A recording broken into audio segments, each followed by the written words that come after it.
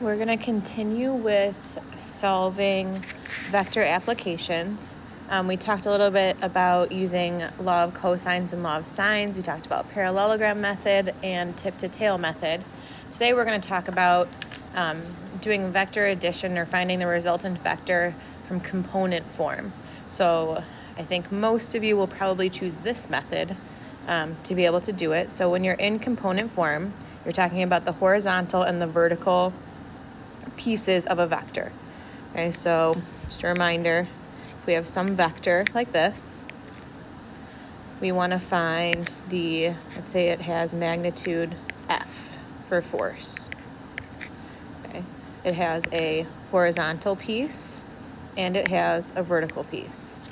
And then we have some kind of direction with it. So component form is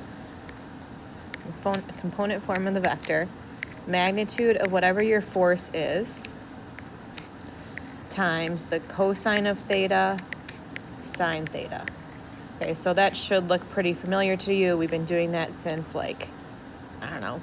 October, where this is your horizontal movement and this is your vertical movement. If you want to distribute and think of it like this,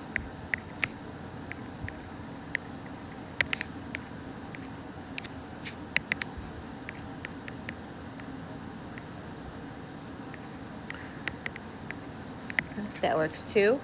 And then if you were to do this same vector but do it in terms of I and j, the horizontal and vertical unit vectors, you can use kind of the shorthand of cis-j.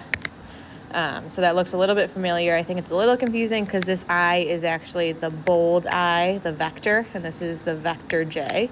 But what it really means is we have whatever the force is, magnitude of the force times cosine theta times I, which is the horizontal vector, plus sine theta times j, which is the vertical vector.